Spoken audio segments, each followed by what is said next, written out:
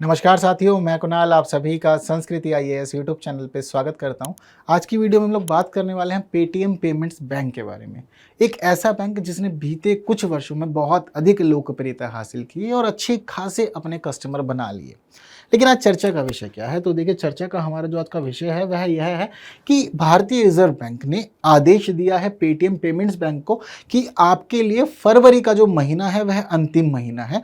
आपको जो भी काम करना है फरवरी के महीने में कर लीजिएगा और 29 फरवरी पास होने के बाद में आप अपने नए ग्राहक नहीं बनाएंगे और ना ही ग्राहकों से आप कोई भी जमा एक्सेप्ट करेंगे। ऐसा क्यों किया गया है? क्योंकि इन्होंने लगातार बीते कुछ वर्षों से आरबीआई की गाइडलाइंस का पालन नहीं किया था और बार बार जो भी बातें थी आरबीआई इसको बोल रहे थे, रिमाइंडर भेज रहे थे, बट चीज़ें फिर भी फॉलो नहीं की गई, जिस वजह से अब आरबीआई ने यह फैसला ले लिया है कि ठीक है, आपको समय दिया गया था, आपने कोई भी बात नहीं मानी। अब मार्च का महीना जैसे ही शुरू हो जाएगा आप खातों और वॉलेट सहित अपनी सभी मुख्य सेवाओं पर रोक लगा देंगे और किसी भी नए कस्टमर को सेवाएं नहीं देंगे। पर एक बड़ी चिंता यह है कि मान लीजिए कि नए कस्टमर को सेवा नहीं देंगे, लेकिन जो अब तक के कस्टमर बने हुए हैं उन कस्टमर्स का क्या? उनके आपने जो पैसे जमा कर रखे हैं उनका क्या होगा? और अभी आपके साथ जो भी लेन देन चल रहा है उसका क्या होगा? या आपने किसी को लोन दे रखा है उसका क्या होगा? इससे जुड़े हर एक बात हम लोग आज जानेंगे आज के वीडियो में। चलते हैं आगे और समझते हैं पूरा का पूरा मामला क्या क्या है। ठीक है, तो देखिए यहाँ पर चीज़ें जो थी, यहाँ पर साफ साफ जो जुड़ी हुई थी वह जुड़ी हुई थी 197 कम्युनिकेशन और पेटीएम पेमेंट सर्विसेज के बीच में। ठीक है, तो इन सभी को बोला गया है कि आप अपने नोडल खातों को अब जल्द से जल्द समाप्त कर दीजिए। यह है इसकी मुख्य दोनों कंपनियां हैं, इनके तहत ही ये सब चीज़ चल रही थी। पेटीएम तो आप सभी लोग अपने मोबाइल फ़ोन में यूज़ करते हैं ना, तो यह वही कंपनी और 197 कम्युनिकेशन जो है वह दूसरी कंपनी है जो इस पूरे बैंकिंग सिस्टम को पेटीएम पेमेंट्स बैंक को देखा करते थे, जाना करते थे। तो इन दोनों को ही बोल दिया गया कि चीज़ें आप देख लो और जल्द से जल्द अपने नोडल खातों को समाप्त कर दो। ठीक है, इसके साथ साथ यहाँ पर इन्होंने यह भी बोल दिया है कि देखिए अभी हम आपका जो लाइसेंस है वह रद्द नहीं कर रहे हैं। ऐसा नहीं है कि मतलब हमने जो आपकी बातें थी, जो भी चीज़ें हमारे बीच में हुई है, हमने सीधा यह आदेश दिया है कि आपका लाइसेंस अब रद्द हो जाएगा। ऐसा कुछ नहीं है। लाइसेंस रद्द करने की बात अभी हम नहीं कर रहे हैं। अभी हम क्या कर रहे हैं कि चीज़ों को प्रतिबंधित कर रहे हैं ताकि अभी रोक लगे और आप अगर सिस्टम में आ सकते हैं तो आप सिस्टम में वापस आ जाइए। यदि आप सिस्टम में वापस आने में सफल हुए तो आपकी जितनी भी सेवाएं हैं उसको वापस से कंटिन्यू कर दिया जाएगा। लेकिन आप सभी चीज़ों को फुलफिल नहीं कर पाते हैं तो फिर अंततः आप सभी को पता है क्या होगा, जो पेटीएम पेमेंट्स बैंक है इसको पूर्णतः समाप्त कर दिया जाएगा। लेकिन अभी जो यह गतिविधि हुई है, जो आदेश आया है कि आप नए ग्राहक नहीं बनाएंगे और नई जमाएं स्वीकार नहीं करेंगे, इसके मामले में अभी यह पता चला है कि इस पूरे के पूरे गतिविधि से मान लीजिए कि अगर ये बाद में ठीक भी कर लेता है खुद को और वापस ही कर लेता है बैंकिंग सिस्टम में, तो उस सबके बावजूद यह है कि इसका जो यह पूरी की पूरी अवधि रहेगी, यह पूरी अवधि इसको बहुत बड़ा नुकसान देने वाली है। अनुमानित राशि आई है कि 300 से 500 करोड़ रुपए का घाटा होने वाला है आरबीआई के इस एक्शन से पूरे पेटीएम पेमेंट्स बैंक सिस्टम को। इसके साथ ही यहां पर क्लियरली बोला गया है कि अब जितने भी पुराने ग्राहक हैं उन सभी के लिए कोई भी दिक्कत नहीं है। यदि आप पुराने ग्राहक हैं पेटीएम पेमेंट्स बैंक के, ठीक है, आपका पैसा है वहां पर बैंक के अंदर, कोई दिक्कत परेशानी वाली बात नहीं है, आप बेझिझक अपना पैसा यूज कीजिए। लेकिन जितना जल्दी हो सकता है अगर आप निकाल लें तो वो भी अच्छी बात है, क्योंकि चीज़ें आगे की भी पता नहीं है। लेकिन आपका जो पैसा है, आप जो भी लेन देन कर रहे हैं, जो भी गतिविधियां चल रही हैं, लेकिन हाँ, आप सिर्फ जो शेष पैसा है आपका जो अभी अकाउंट में जमा हुआ है सिर्फ उसको ही यूज कर सकते हैं। आप कोई नया डिपॉजिट नहीं कर सकते हैं पेटीएम पेमेंट्स बैंक के साथ में। इस बात के लिए भी आपको आश्वस्त रहना है, चीज़ें पहले से क्लियर रखनी है।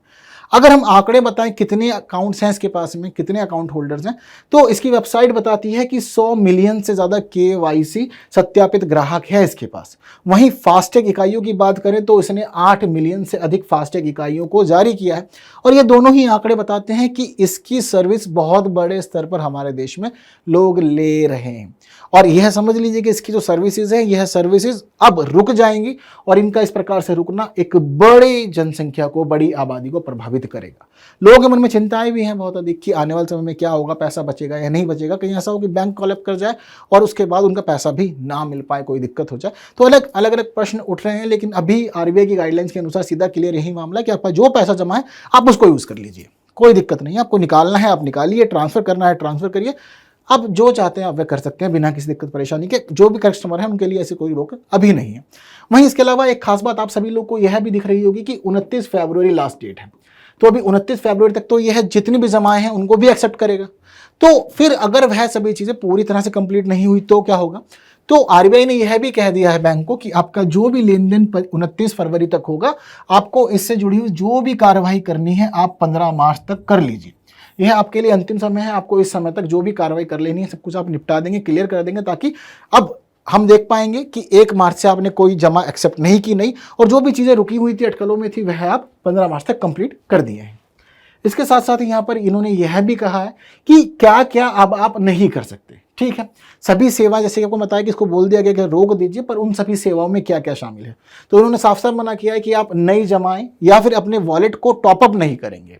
यह पूरी तरह से रोक देना है आपको। ऐसा नहीं है कि आप वॉलेट को टॉपअप कर लें, जमा नहीं कर रहे, तो ऐसा भी नहीं, ना तो जमा करेंगे ना ही वॉलेट टॉपअप करेंगे। ठीक, इसके साथ साथ प्रीपेड उपकरण जो हैं आपके पास में, आप उनके माध्यम से भी कोई भी सेवाएं नहीं देंगे, वॉलेट की कोई सेवा नहीं देंगे। आपका जो फास्टैग सर्विसेज है वह भी पूरी तरह से बंद हो जाएगी, क्योंकि फास्टैग जो होता है उसको रिचार्ज करना पड़ता है, बार बार मनी ऐड करना पड़ता है उसके अंदर ना, तो फास्टैग सर्विसेज आपके माध्यम से जो चल रही हैं वह भी रुक जाएंगी। इसके अलावा नेशनल कॉमन मोबिलिटी कार्ड आप चला रहे हैं, अब इसमें भी कुछ भी नहीं हो पाएगा। बस जो बैलेंस है अगर कोई यूज़ करना चाहे तो कर सकता है, लेकिन कोई नया इसमें अब ट्रांजैक्शन नहीं किया जाएगा। फंड ट्रांसफर जो होते थे अब रोक दिए जाएंगे। फंड ट्रांसफर रुकेंगे कैसे? पेटीएम पेमेंट बैंक से हम किसी और बैंक में भेज सकते हैं, लेकिन किसी और बैंक से पेटीएम पेमेंट्स बैंक के अंदर आप कोई भी ट्रांजैक्शन नहीं कर सकते, चाहे एईपीएस हो, आईएमपीएस हो, बीबीपीयू हो या फिर यूपीआई ट्रांजैक्शन हो, आप कुछ भी नहीं कर पाएंगे इसके साथ में। यूपीआई तो आजकल सबसे अधिक ईजी हो गया, कहीं भी किसी भी अकाउंट से हम लोग चीज़ें भेज पा रहे हैं, लेकिन अब 29 फरवरी के बाद में कोई भी व्यक्ति अपने किसी अदर बैंक से किसी भी प्रकार से UPI transaction Paytm payments bank के साथ में नहीं कर सकता। ठीक, और नए ग्राहक जोड़ने की अनुमति बिल्कुल भी नहीं है, यह पहले ही स्पष्ट कर दिया है आरबीआई ने।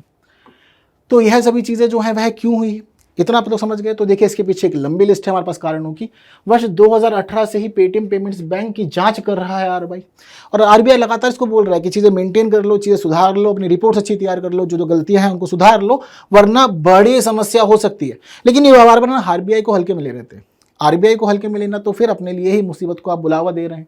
वही स्थिति यहाँ पर हुई, देखा हम लोगों ने कि इनको बोला जा रहा था कि केवाईसी अनुपालन आप ठीक से नहीं कर रहे हैं, आपकी जो केवाईसी पॉलिसीज हैं, जो आपके पास डॉक्यूमेंट्स हैं या फिर जो प्रोसेस आपको फॉलो करना चाहिए, आप ठीक से नहीं कर रहे हैं। ज़रूरी है कि सिस्टम में सुधार करें।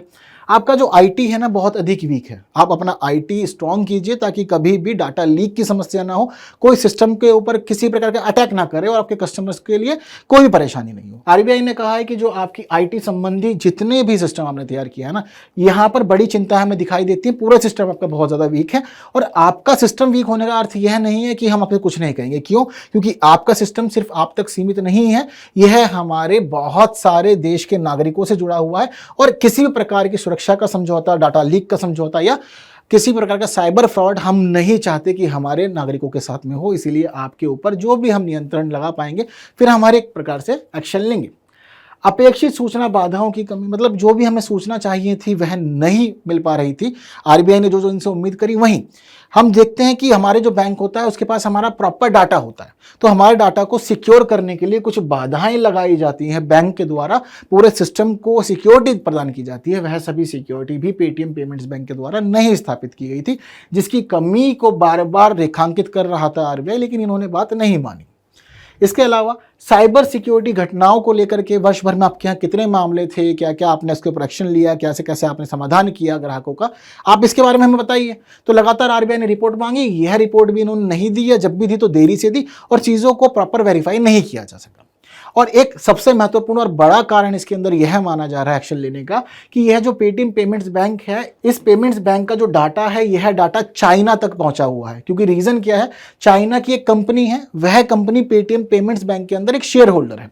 जब सब चीज़ शुरू हुई थी सब व्यवस्थित था, लेकिन जिस समय हमने देखा कि भारत और चाइना के संबंध गड़बड़ा गए तो उसके बाद अनेक चिंता उत्पन्न हुई, और आरबीआई ने इसको बार बार कहा कि आप या तो अपना यह शेयर होल्डर अब हटा दीजिए या फिर आप चीज़ों को मेंटेन कर लीजिए, भारत के लोगों का डाटा भारत में सिक्योर रहे, कोई चिंता हमें ना रहे आने वाले समय के लिए, आप ऐसा कुछ कीजिए। तो इन्होंने इस मामले को भी दरकिनार किया है पूरी तरह से, और चीज़ों को नहीं सुना जाना। और अभी भी जो चाइना का शेयर होल्डर है इसका, उसका लगभग 10% शेयर है इसके अंदर, और वह अभी भी यथावत इससे जुड़ा हुआ है। यह सभी वह चिंताएं जो 2018 से ही लगातार बार बार आरबीआई रेज कर रहा था, इसको बार बार नोटिफाई करवा रहा था, चीजें समझा रहा था, लेकिन इसे नहीं मानी, तब जाकर ये सब कुछ हुआ है। और ऐसा नहीं है कि सब कुछ अचानक से हो गया हो और तुरंत अभी याद आया हो आरबीआई को कि ये एक्शन भी लेना है। नहीं, आरबीआई छोटे मोटे एक्शन पहले भी लेता हुआ है। जैसे कि अक्टूबर 2023 में आरबीआई ने एक्शन लिया कि आपको फाइन देना होगा 5.39 करोड़ रुपए का, एक फाइन लगा दिया। रीजन क्या था? नियामक अनुपालन की कमी। कहा कि आप चीजों को ठीक से मेंटेन नहीं कर रहे हैं, आप पालन नहीं कर पा रहे हैं हमारी गाइडलाइंस का, फाइन देना पड़ेगा। 5.39 करोड़ रुपीस का फाइन इससे उस समय वसूला गया था। इसके अलावा पेटीएम पेमेंट्स बैंक के लिए 11 मार्च 2022 को ही आरबीआई ने यह कह दिया था कि आप चीजों को ठीक से पालन नहीं कर पा रहे हैं, इसलिए अब आप नए ग्राहक नहीं जोड़ेंगे।